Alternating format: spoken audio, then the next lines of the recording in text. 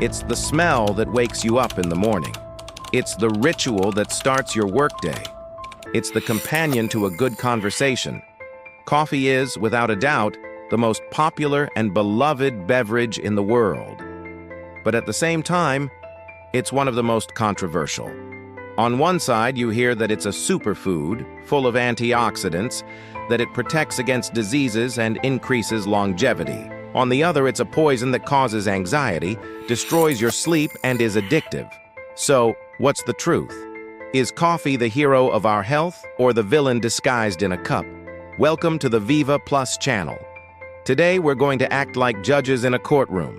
We are going to put coffee in the dock, and we are going to analyze all the scientific evidence, both for the prosecution and the defense. This is the definitive guide to coffee. By the end of this video, you will have a clear verdict and you will know exactly how this drink impacts your health, so you can make the best decision for your body.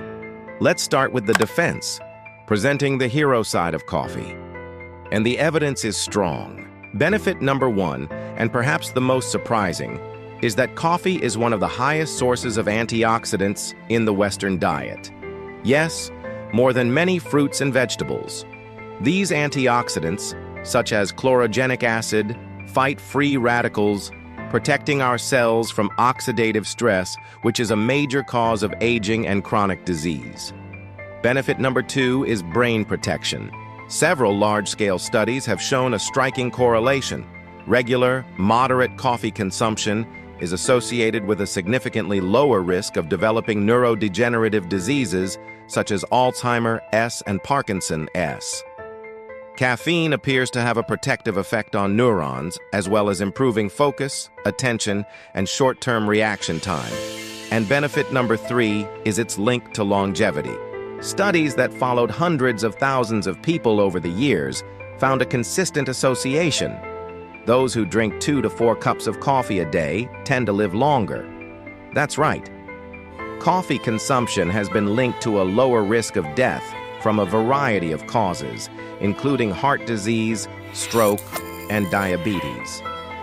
From the defense's perspective, coffee does indeed seem like a superhero for our health. But now, it's time to hear the prosecution's side. Let's look at the villainous side of coffee. The number one and most well-known danger is its impact on sleep and anxiety. Caffeine works by blocking a neurotransmitter in our brain called adenosine, which is what makes us feel sleepy. By blocking adenosine, caffeine keeps us alert.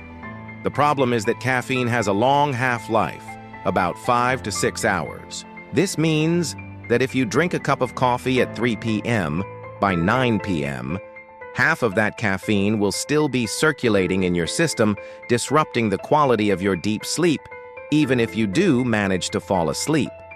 For sensitive individuals, caffeine can also overstimulate the nervous system, leading to symptoms of anxiety, jitters, and palpitations.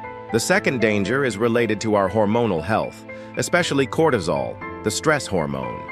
Drinking coffee on an empty stomach, right after waking up, when our cortisol is already naturally high, can lead to an exaggerated stress response, contributing to long-term hormonal dysregulation. In addition, coffee can cause digestive problems in some people, such as heartburn and irritation of the gastric mucosa. So how can coffee be a hero for some and a villain for others? The answer, and this is the secret that few know, lies in your genetics. Yes, the way you metabolize caffeine is determined by your genes. There is a specific gene, CYP1A2, which is responsible for producing the enzyme that breaks down caffeine in the liver. About half of the population has a fast version of this gene. These are the fast metabolizers. They process caffeine efficiently, feel the benefits of focus and energy, and the substance is eliminated from the body quickly. For these people, coffee tends to be beneficial. The other half of the population, however, has a slow version of the gene. They are called slow metabolizers. They take much longer to eliminate caffeine from their bodies.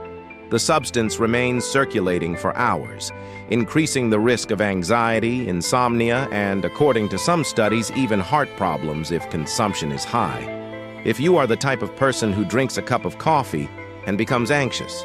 Or if a coffee after lunch already ruins your sleep, it is very likely that you are a slow metabolizer. And for you, coffee may indeed be more of a villain than a hero.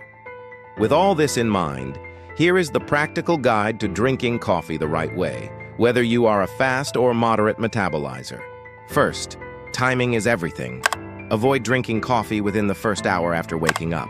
Let your cortisol peak and begin to decrease naturally. The best time is between 9:30 a.m. and noon. Second, establish a cutoff time. To protect your sleep, avoid any caffeinated beverages after 2 or 3 p.m. Third, quality matters. Choose good quality beans, preferably organic and freshly ground. Coffee filtered through a paper filter is one of the healthiest forms, as the filter retains compounds that can increase cholesterol. And of course, drink it pure, without sugar or artificial sweeteners that cancel out the benefits. We have reached the final verdict. Is coffee a hero or a villain? The consultant's answer is, it is a powerful tool. And like every powerful tool, its effect depends on who uses it and how they use it. For a fast metabolizer who respects timing and quality, coffee is undoubtedly a hero, an ally of longevity and brain health. For a slow metabolizer, or for someone with anxiety and insomnia problems, it can easily become a villain that sabotages health.